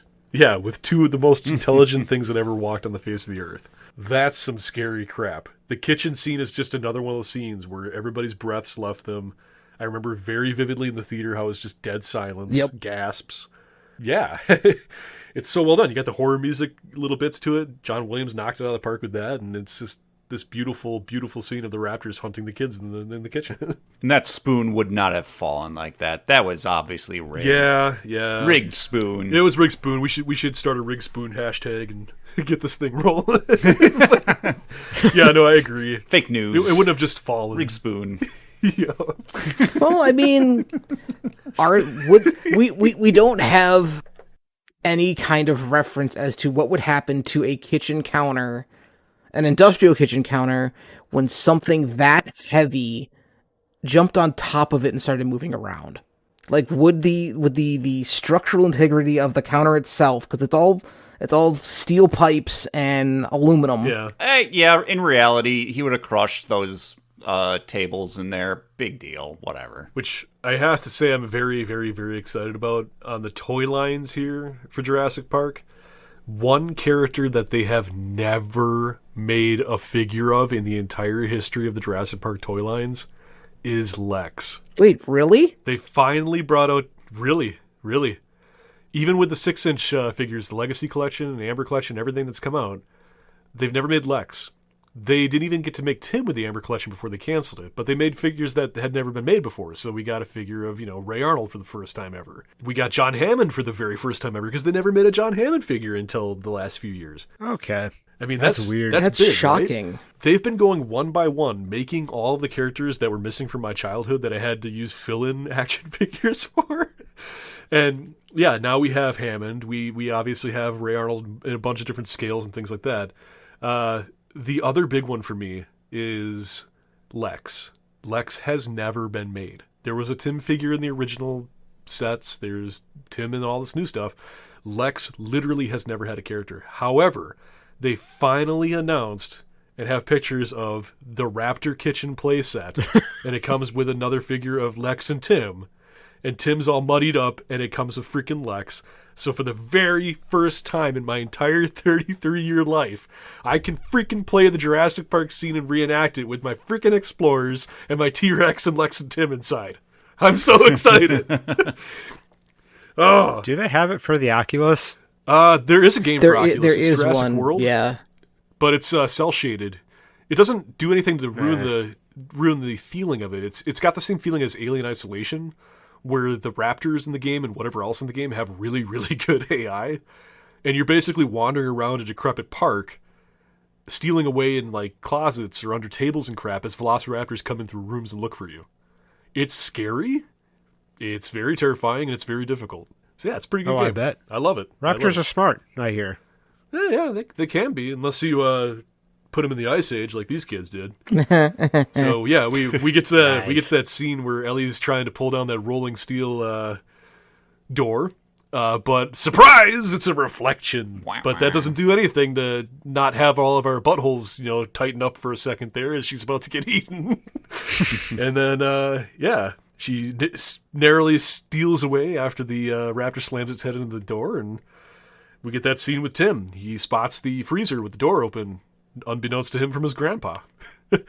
And he runs over to it, raptor chasing along. And because of his grandpa, his life is spared. Still don't know of ice on the floor. The amount of time that I spent in food service, I don't think that would freeze like that.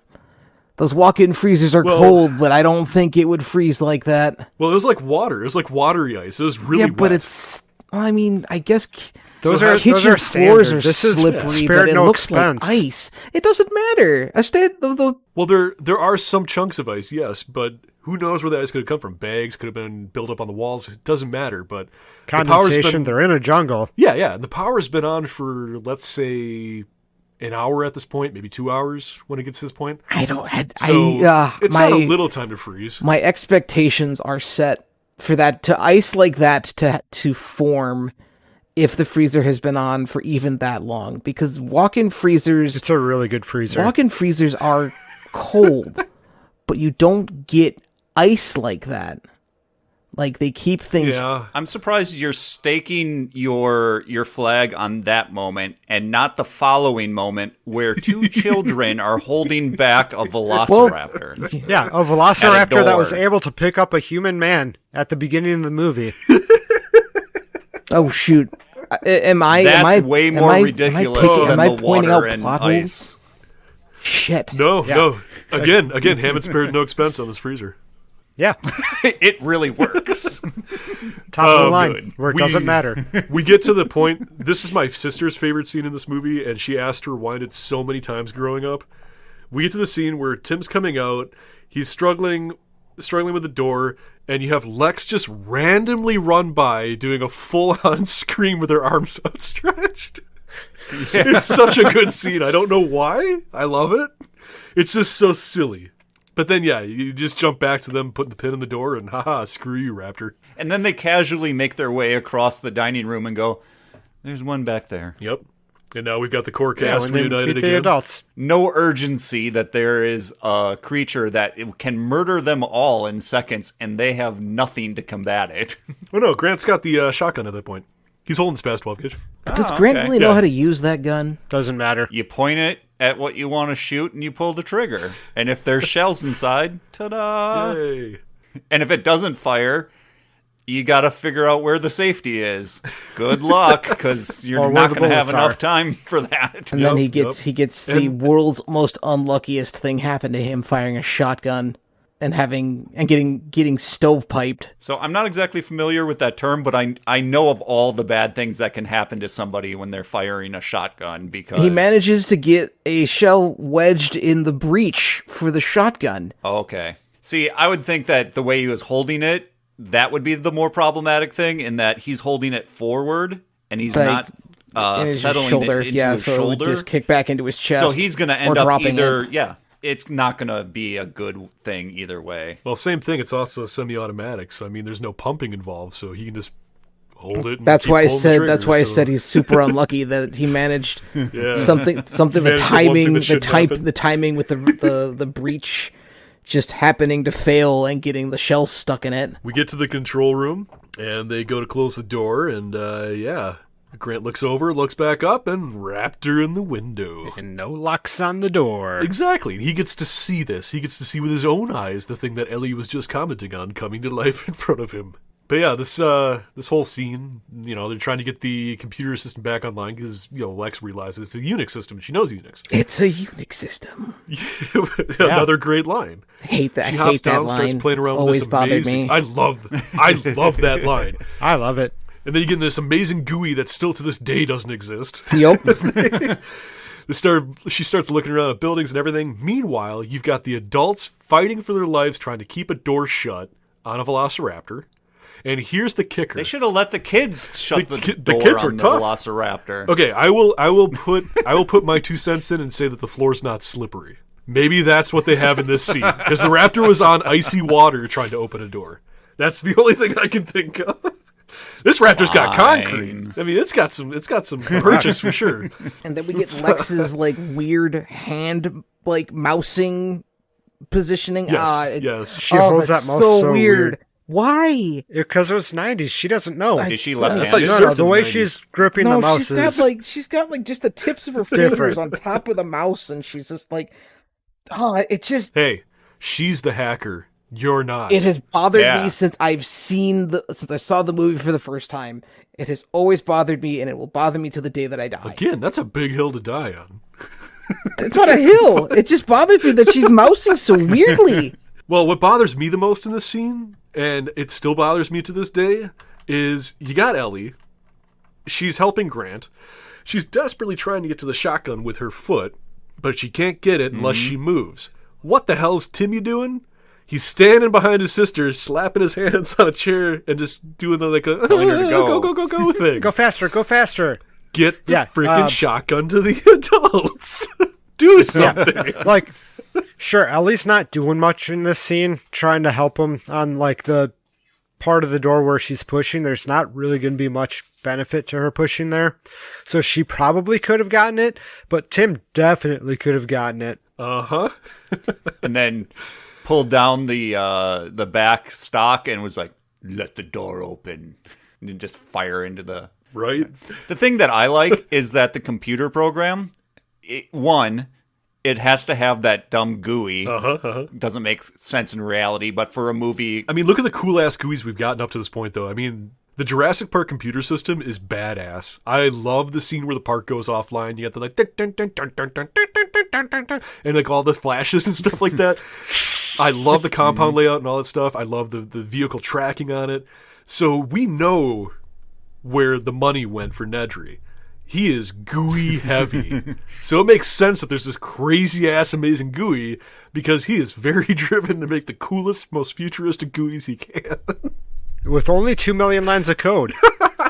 That's where it all went. It's literally programming all of the flashy bits on the GUI and not, actually programming the functionality of the park itself. The stability's not there, but it looks nice. And when you move between files in that Unix system, it goes... Why? I don't fucking know. Gotta have those transitions in there. It's like, great, we gotta wait to get into this file. Cool. Thanks, Nedry. But yeah, she solves the riddle, finds the file, kicks it off, and Jurassic Park starts coming back online. And in another juxtaposition scene, you have the excitement of everybody freaking out because, my God, the power's back on and the buildings are coming back in security and everything's starting to fall together to the point where we have the building back. We have control again. To the point where, Grant makes the phone call over to Hammond and says, Hammond, the phones are working. How does Hammond know that Grant's calling him, though? Because all we know is that Hammond... Phones ring. The phones ring. Yeah, he's got a voice. Caller ID. The phones don't have a screen. Or a cell phone. They don't. They don't have a cord, so he calls just collect. next to and the says, phone. Hammond had to accept the call. How does Hammond know that Grant's calling him? Because all Hammond knows is that Statler and Arnold left. I got it. Because he read the script. And Muldoon. But yeah, it's another one of those wonderful juxtaposition scenes where they have control again. The entire cast is elated. You can see it on their faces. You can feel it in the air. Everybody's just filled with excitement because they have control. The threat's over. They've figured it out. They've got it. Within seconds, yet again, you've got it's trying to get to the glass. Bang, bang, bang. Gunshots. That's just shattered. It's an illusion. Everything's an illusion when it comes to control, like Ellie was saying. There is no control. Every time they feel like they get it, it's done. A false security. And yeah, exactly. And you get that wonderful shout from Hammond because Hammond is still, yet again, thinking about his park. So even though the power's back on, the systems are working, and he's hearing voices from people he thought maybe died, all he cares about is he hears a gun in the background. And his first thought is don't, because they're trying to kill the things that he has money invested in. Maybe because his grandchildren are there as well, because... He didn't know that, though. He didn't know that, though. He didn't know Grant was calling him either. Exactly. That's true. That's true. He's got that psychic energy. And Grant brings the shotgun up pretty high to his face to fire it, too. Yeah. But seeing the holes in the glass, the scene that we've been I don't talking think he about had much to worry for about. episodes. Yep. Whether or not these shotguns are firing slugs or birdshot. And then we get a chance to see what it is, and we can't tell. Those holes are too big for birdshot and too small for slugs. What about tranquilizers? I mean, okay, I guess. Now that we got to pause, in my notes, this entire time I keep on looking over at my notes, and every time I look over at my notes, I see the same words, and it confuses me because what I see is not what's written. What's written is itty-bitty little bullet holes. I keep on seeing itty-bitty little buttholes, and I'm trying to remember why I would put that on my notes. Oh, no. It's the tiny dinosaur butts. What movie was I watching? Oh, Bullets, right. That makes more sense. This is the special butthole cut to Jurassic Park. Oh, no. All the dinosaurs flexing their butt muscles. All right, here we go. Everyone really wants to know. Answering the question. Here's a really big explanation, supposedly. Great. Let's hear it. All right.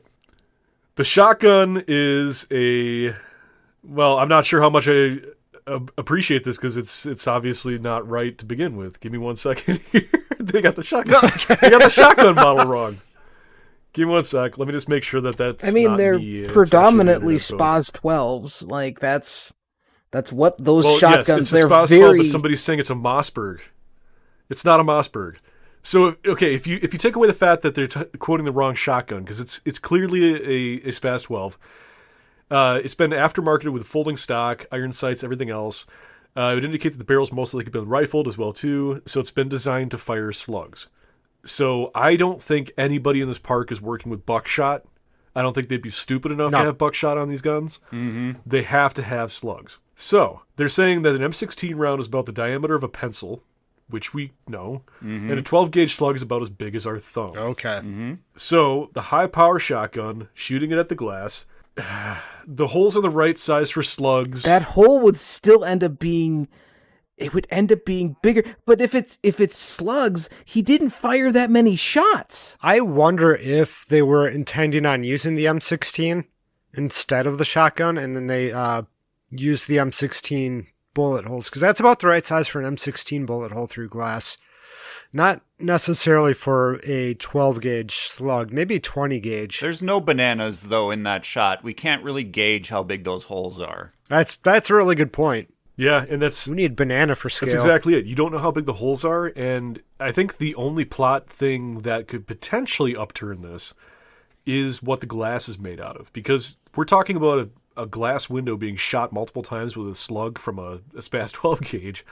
You'd expect there to be a lot more damage than just some holes. But not necessarily. It had glass, the metal mesh going through it. Exactly. The safety glass. That's what it comes down to. Is it glass? Is it Lexan? Is it, what is that control room center glass made out of?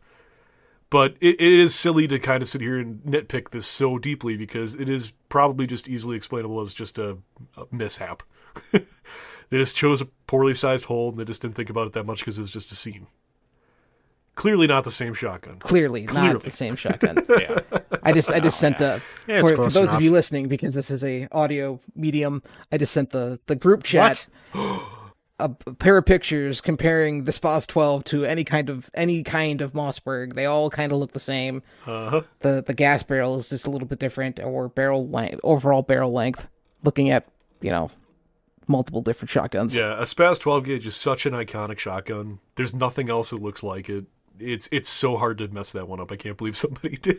I can. It's the internet. But I guess it's the internet. It's the internet. Yeah. But yeah, we get that scene. Hammond shouting, "Don't!" They hop up on a ladder and get up into the ceiling tiles. Which, who would ever think to do that? I don't know. Have you ever been chased by a what else would you do? Dinosaur? No, but I also know that when you spare no expense, you don't make a drop ceiling that can hold 2 adults and 2 children. I just put a drop ceiling in my basement 2 weekends ago, and it terrifies the shit out of me thinking about crawling up in there.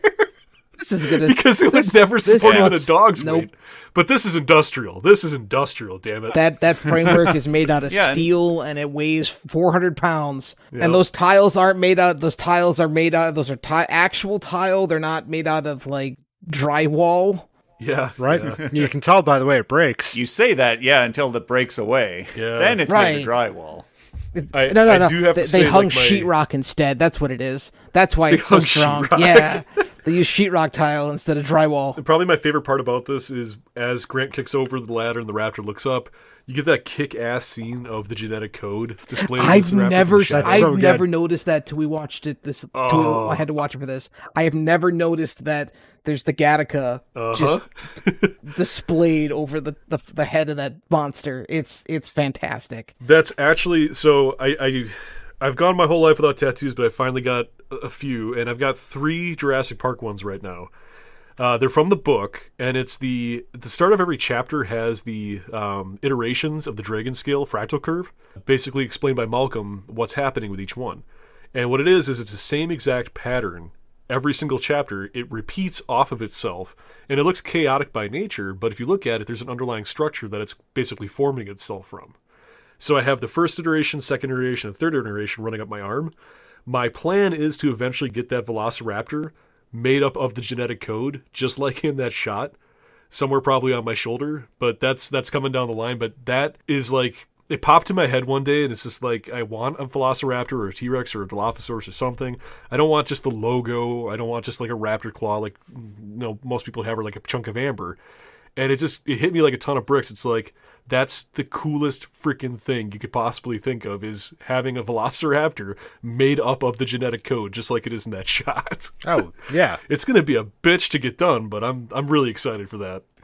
Oh, man, your skin's going to turn into paste. It's going to suck. It'll be fine. It's really going to suck. It's going to be fine. Look cool. It's going to be worth it. Really cool. Exactly. I'm really excited for that one. But yeah, that scene's always stuck with me because it's just so cool to see that. I freaking love that scene. And then we discover they don't have good fire codes on the island because they have a big wide opening in the drop ceiling for them to crawl through to another room. Yeah. Right. Tisk, tisk. Hey, it's still under construction, Joe. They were still putting plaster and paint and walls as they came up. What would they put in between there to make that to code, Rothy? I think it was supposed to be an air duct between the two. I don't know. Expanding foam. Amber. They could put amber in between. But it does get them to the main area of the visitor center, which sets up the big Velociraptor versus Tyrannosaurus in the fossil fight scene area. And another point that Tim's got the thickest of plot armors. Well, however, we do get the last big jump scare of the film. We get as they're crawling through the ceiling, that tile pops up with Lex on top of it, and this scared the shit out of my sister when she watched it for the first time. When she falls down, Grant pulls her up just in the nick of time, right as the raptor's jaws snap like mere inches away from her foot. Mm-hmm. Yeah, that's a good scene. That's some good stuff. Yeah. Yeah. It's weird that the raptor could hold itself up and continue to hold itself and Lex above it with the tile. That whole way it suspended itself until someone could kick it in the face was it was a bit extended. I don't think it would be able to support itself. It doesn't matter. It's a fun scene. It is a fun scene, especially as they get back into the rotunda, like Joe was saying. Yeah. And I'm glad that this changed out, because the original intent was to have the Velociraptors be killed by the falling bones. That was going to be how they died. But essentially what happened was it just didn't feel right. And I can't remember if it was Steven or somebody else, but basically they just said they can't leave the movie without showing the T-Rex one last time because it's kind of the star. So bringing the Rex into it one last time for that standoff, yeah. And this is where I have my notes about how could something that big be that stealthy. Well, again, it was coming from outside, and the Velociraptors and the bones and crap falling around inside the rotunda, I'm sure that they weren't even focused on it. They weren't even focused. I mean, I bet somebody could fire a gun outside and they wouldn't even hear it because they're so focused on staring at the raptor 3 feet in front of them. But do you think the raptors might know that the T-Rex would be coming? They wouldn't want to stay around. They don't. They're afraid of it. That's true. I think the bigger question is everybody always has asked in terms of how the Rex got in, but that's finally been solved because higher definition copies of the movie, you can clearly see in the back of the rotunda there's a giant section of the wall that was covered with plastic sheeting. And that's clearly where the Rex came through, just ducked in and walked in. But yeah, you get that really cool scene. You get all the fun on the bones and, everybody nearly dying from having plaster bones fall on them. And you got Ellie kind of cowboying on one and all this good stuff. I am happy that they changed it because it gives them some urgency to get the hell out of there and run out to the Jeep and get moving again. Yes, it wouldn't have been like that action movie style where the raptors are dead and they just slowly walk out of the visitor center like, oh, we did it. Walking away from an explosion. Yes, and this is just yet again another example of problem being solved, but we still have to get the hell out of here because you can never have that moment of relief. There is no moment of relief in Jurassic Park. It's just a roller coaster of constant emotion of get to the next thing, get to the next thing, get to the next thing, or you die. so yeah, right. Yeah, you do get those little pauses of relief, but then all of a sudden it's like, oh wait, I got to keep moving. Yep. So you do get those little brief like, oh neat, I this is possible into the next problem. Yep. And to your point, we get out to Muldoon's Jeep, missing windshield, covered in mud, Hammond driving, and we get one of my favorite quotes in the entire film, another one that I've used. After careful consideration, I've decided not to endorse your park. So have I. And then he drives off with everybody in tow. He's finally hit that moment where he himself realizes there's no coming back from this. Super important. You got that character growth where you're like, well, okay.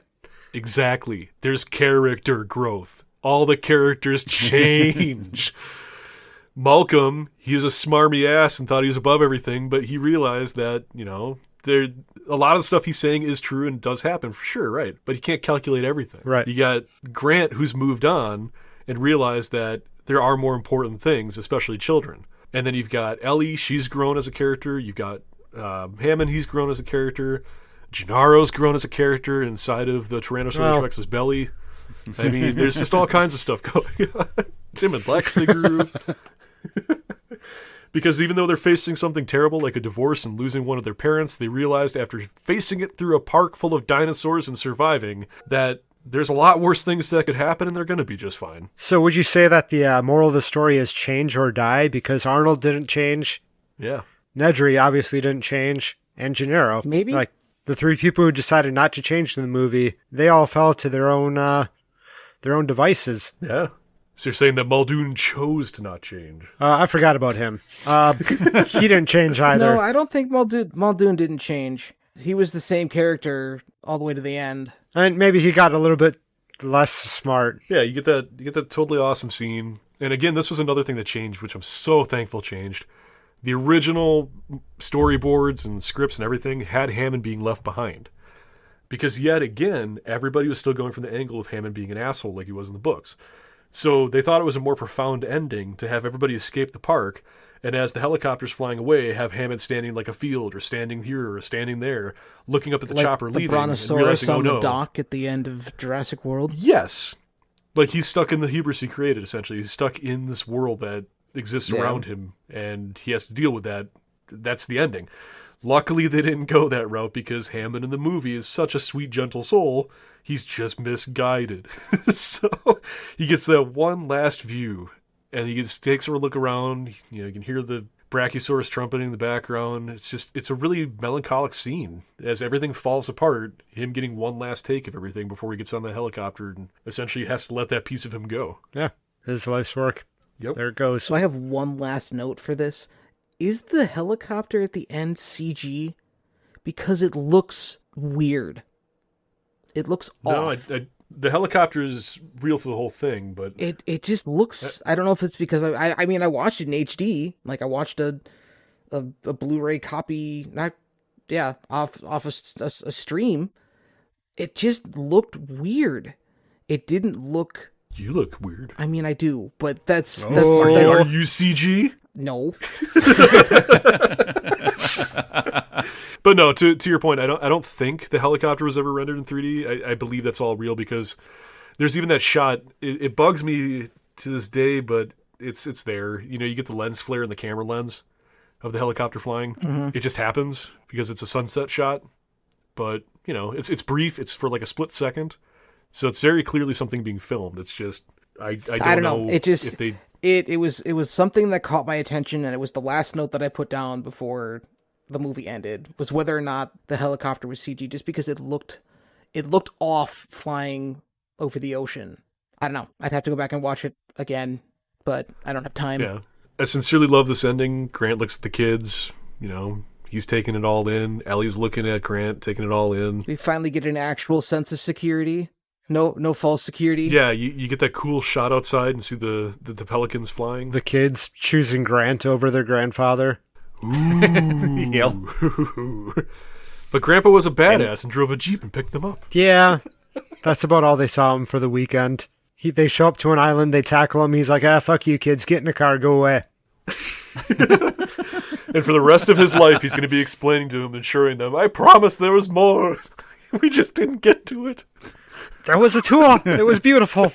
You know, it would have been interesting to see Hammond being left behind on the island. We could have gotten a real cool villain turn at that point. Yes. Where he realizes that they left him to rot, and it's up to him to turn the dinosaurs on them. So he learns how to train the dinosaurs and then takes his dinosaur army back to the mainland to go after Ian Malcolm and Grant. And oh God, he comes riding in on the back of a Tyrannosaurus. Are you sure you want this to happen? I don't think you're sure enough to want this to happen. This seems... The island's powered by a volcano. He could have a volcano base. That's what all supervillains have. Yeah. A volcano layer. Okay, so did we just confirm that Hammond is a bad guy because he has a volcano layer? Yep, it automatically gets assigned at birth when you have a volcano layer. Yeah. Absolutely. He was the bad guy in the book, but they had to change it for the movie, obviously. It was definitely a welcome change. I don't think I want to hate him. The best way that I can say it is... And it's probably the best way that anybody says it is, he just feels like your grandpa. He's everybody's grandpa. He feels like that kindly natured old man. He's just naive at what he's got in front of him. So there's that sweetness. Super optimistic. Yeah. You can't help but feel bad for him because of what happened. He's not a villain in the true sense where you just can't stand the choices he's making. He's putting everyone in danger because of something. He at least changes. He at least understands the impacts of his choices throughout the film. Yeah. And I love that. I love that. I love the character arcs. I love the growth throughout the movie. I love this nice little, like, signed, sealed ending, little chef's kiss with everybody moving on. And that's what's missing. It's just, there's nothing else in the sequels that have that. At least. I mean, they tried with Jurassic World with having the same exact plot, essentially, of kids going through a divorce. We're going to send them to go spend a day with the aunt. But, yeah. And then she shoves him on a ride and doesn't see him for the rest of the movie. Yeah, it's just a carbon copy, and it's the same thing. Shoves him on a ride, doesn't see him, exactly. Puts him in the hands of a caregiver that gets devoured, and they're sent to survive on their own. Yeah. So I guess it's the same exact plot, essentially, of... kids going through divorcing parents and realizing after surviving a crazy thing that they're going to be okay. But I don't know. I don't know. Until they realize that the Velociraptors has taken over their mom's position. Ooh. Clever girls. They get home and she pulls them out like the Terminator in Terminator 2. It's not really John Connor's mom. It's a Velociraptor at the kitchen sink. In their mom's dress. And you should have seen this coming. Yeah, and it pans out, and the raptor's got one leg kicked out, like karate style, with a claw on the guy's neck against the wall, and his milk's dribbling down. Yes! I love this. Oh, yeah. But yeah, what a hell of a ride. I mean, yeah, there's a lot of stuff from the book that, looking back, any fan would love to see. I personally am really sad that we never got a chance to see the Safari Lodge. That would have been cool. Just more of the island in general. I really, as a kid, I was just obsessed with knowing what everything looked like because we got to see snippets. Here's a tunnel with a little bit of track coming out of it. Here's a maintenance shed. Here's that thing. How does it all connect? Where does this go? What does that do? That's what I wanted to know. So I think that's why I got so angry towards Fallen Kingdom, because it kind of felt like we're maybe going to get that chance. Because I got angry in Jurassic World when, oh my god, we're finally at the old park, we get to see more of the infrastructure, and they focus on literally the rotunda, and that's about it. Yeah, all the stuff we've already seen before. Exactly. And then we get to Fallen Kingdom, and I'm like, this is it. This is going to be the big chance. It's like the Lost World Jurassic Park, but on the original island. They're going to be going all over the place. They're going to be going all over the original park, and literally the only thing we see is the overturned Ford Explorer that they couldn't even get the tire right on. That makes me mad. Makes me so mad. And Nicole was tearing me apart saying how it's not a big deal. And I'm like, it is a big deal. If you're making a freaking sequel to a movie that everybody loves and respects, and you can't get something like the tiniest little detail right, what the hell are you doing? If you're going to pull at people's nostalgia, you better pull at it right. Yes. There's 4 tires on a freaking vehicle. Just do a little bit of research by looking at a scene for a minute and understanding which one the Tyrannosaur pulled off. Yes, that's my big nerd rage for it, but my god, it pissed me off. It really pissed me off. Was it front driver's side? No, they had the wrong backside. So the Rex, as it flips the vehicle over, takes off the back driver's side. It was the back. Okay. It was the back passenger side that was removed in the movie, and they had the other tires sitting on their rotting. So yeah, cool. 90% of people won't notice that, but I'm not 90% of people. What? Look at you, the 10%. Yeah. And then you got the suspension of disbelief with scenes like, Owen coming back from his sleepy combs and whipping his hand inches from lava and having it do the bloop sound as it... Okay. Oh my god, I don't even want to talk about that movie. Okay. Oh my god, let's just not. This movie, though. This movie it's a testament. Has your opinion of this movie changed over time? No. I've only learned to appreciate it more and more with every single viewing. And everything else I read about it as it comes up throughout the decades that it's been released. I just have such a great appreciation for everything about this movie. Yeah, honestly, sitting down to watch this movie, Jurassic Park. Everyone loves Jurassic Park. But then to sit down and watch this movie with a critical eye and just coming out, I came out with so much more of appreciation of the movie this time around, watching it. Oh, yeah, for sure. 3 or 4 times. Like, it's so much better now that I've actually looked at it and looked deeper into it than I ever imagined before. Yeah, I have to totally agree.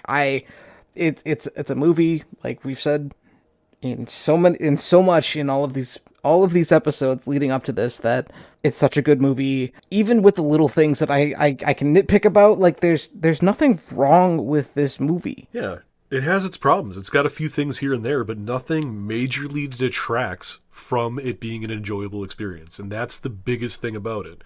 I can turn a blind eye to some... it's ridiculous to say out loud, but I can turn a blind eye to some freaking plywood and a light in one of the most cinematically impressive and memorable scenes in cinema history, because it just doesn't matter. No, it doesn't. Who cares? I just look at it and chuckle, because the scene itself is so powerful and it just brings back so many emotions.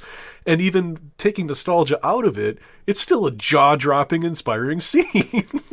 I just don't care. And I could easily make bets that all of the episodes that we have recorded so far to this point for Jurassic Park, not one of us hasn't had the Jurassic Park theme playing in their head at one point or another while we've been discussing this. Yes. Yeah. The John Williams score for this, it's my favorite John Williams soundtrack outside of, I would maybe say, the theme for The Lost World, because he really let himself go on that one. You can really hear all the individual instruments, the wind instruments, everything involved. It's just got so many layers to it when you listen to the Journey to the Island or whatever it is. Or I can't remember the name of the track, but there's specifically a song, and just that whole soundtrack has that islandy, just I don't know, vibe to it. It's got a lot more instrumentation going on versus this soundtrack. But does that make the soundtrack any worse? No. They both have their flavors, and this is just an awe-inspiring, jaw-dropping soundtrack that knows what it's doing for every single scene. It fills you with raw emotion. You get those scenes where it's grandeur, it's a gesture as everything just builds and it just overwhelms you. But then you get those melancholic points too, where it's like the ice cream scene and things like that. And then you get, your espionage spy tune with, but it's still jungle themed espionage spy tune with Nedry racing through the forest, or the jungle to get to the other side. There's a lot of cool things like that in the soundtrack, and I don't see myself ever not listening to it. And it is definitely one of those things that I throw on when I need to focus, or if I just want to relax. It's kind of like my one true happy place. If I'm ever feeling stressed, if I'm ever feeling down, if I'm ever feeling anything, I toss this soundtrack on, and it's just like I'm stuck in a chamber by myself. It's fantastic. I'm going to be a wreck the day that John Williams dies. I can tell you guys that much. An absolute wreck. How about you, Joe? Things change? So I stopped viewing the movie as like an enjoyable movie to watch whenever for a period of time, and I think that was just because, one, I was younger and blah blah blah, always moving on to the next thing to enjoy. And I do think that the subsequent films doesn't help the name, the brand of Jurassic Park. Lost World did. Everything after Lost World. There's so many people who detract from that, though. There's a lot of people who hate The Lost World, which I can't stand. It's still such a good sequel in my eyes, but I from a non-critical eye, or from a critical eye, from a non-biased point of view, I can absolutely understand why people didn't like The Lost World coming from Jurassic Park, because character traits and flaws are definitely more apparent, and people don't follow their core personality traits. They don't follow their core values throughout the movie, like Sarah with the bloody vest and things like that, but it still has that feeling. It still had Michael Crichton's involvement, it had Spielberg's direction, it had John Bell involved, everybody else designing stuff to make it feel like it was belonging in the universe. So yeah, I completely agree. Lost World's amazing, but there's a lot of people who don't like it. It honestly surprised me. But as you guys have said, coming back and watching it again with a critical eye honestly gives you a really good appreciation for the film, just being a good film. Yes.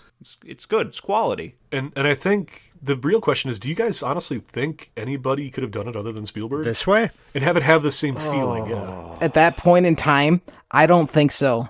I can't think of another director that would be able to pull a movie off like this. I mean, thinking of directors today, I don't even think someone today would be able to do it. Michael Bay! No, God, everything would explode. Everything would be exploding. Explorer falls in the tree and explodes. Dinosaurs exploding. Oh, the T-Rex comes out of the trees and bites into the Gallimimus and it explodes in its mouth. What about Snyder? I want to see slow motion dinosaurs. No, Zack Snyder, the film would just have this gray ass dull brown wash and a lot more rain, even when it's not supposed to be raining. A lot more lightning in the rain. Yep. Just no. And nothing actually happens in the movie. And for some reason, one of the dinosaurs' name is Martha. With the Bay version, you just have some random girl leaning over a Triceratops, sweating in the sun. Megan Fox, maybe, who knows? But yeah, I'm glad Tim Burton didn't get his hands on this. I love Tim Burton, but this is not a Tim Burton movie. No, that would have been. I would have been. I don't even want to think about it. There'd be so much. Yeah. It'd just be so much more weird. It wouldn't be a good movie. It wouldn't. I appreciate Tim Burton, but yeah, this isn't the right vehicle for him. And I feel I don't have to ask. But the next part of our show is, do you feel this film stands up today? Yes. This might be the most not nostalgia movie that we've covered. This is the epitome of that question. This movie is the question that you can answer with every time. This movie, I don't care. It's like Ghostbusters. This movie transcends generations. It doesn't matter who watches it. Everybody who watches this movie loves it, that loves dinosaurs and loves getting into this kind of stuff. It's just this big thing that pushes them into that category. Same with Ghostbusters. It doesn't matter how old you are. You watch it, everybody seems to love it, from toddlers to old people. So I honestly cannot think of anybody that I know that does not enjoy the original Jurassic Park. Same here. I know of everybody's got other movies. That's a given. But the original Jurassic Park just has so much to it that you can't say that it doesn't stand up. Like, you have no way to defend yourself if you say that it doesn't. The big difference is the sequels. You can definitely fall into the territory of describing them as just, monster movies and things like that. It's just, there's a lot of descriptors that would qualify those movies as being kind of, poo-pooed, just not taken as seriously. Whereas this one, you really can't say that about this one, even from a critical eye. It delves into some very, very hypothetical questions about science, nature, morality, everything, and just brings a lot to the table in terms of what's all going on under the surface of it just being a dinosaur action movie. Whereas the sequels have all kind of lost that, and maybe they'll have a conversation here or there, but it's not the same feel and it doesn't hit the same. I'm trying to think of a juxtaposition from the first movie where they explain something that they don't know what they have versus I know in Jurassic World, you got a quote from Owen, like, what kind of blah, blah, blah are they cooking up in that lab? Or that's how they kind of describe something that they don't know what it is. Whereas this movie, they go about it in a more scientific approach and have a more thoughtful conversation about it. It's almost like a backseat to the new movies, whereas the dinosaurs and the action come forward, whereas this was the opposite. This was all about the science, the understanding, and everything else, and then the dinosaurs were the filler. But now we can say it. We're done talking about Jurassic Park for at least a little while, guys. Right? We don't have to talk about Jurassic Park anymore. Jurassic Park 3. No. But Dominion's coming out. Dominion's coming out. You could say this is us getting in a helicopter and leaving Jurassic Park behind us. We're deciding not to endorse another episode. Yes. No more episodes on Jurassic Park. This super episode closed the door. Super episodes? It's a series? Look at your timeline of how long you've been recording. Yeah, we're like today. what? Yeah. Oh, 2 God. hours? Good God. This is a super long episode. Anyway. Yeah, we want the opposite of the Hollywood standard, and we could have broken this down into like 3 or 4 episodes. Maybe I will. Please don't. Who knows? Oh, and then we have to really go batshit crazy, and we have to all come back and record commentary on the podcast episodes. Oh. Here's what I thought when I was thinking about that question. This feels like no value added. Oh, we do it drunk. So there we go. We do it drunk. Oh, okay. There we go. There it There's is. the value.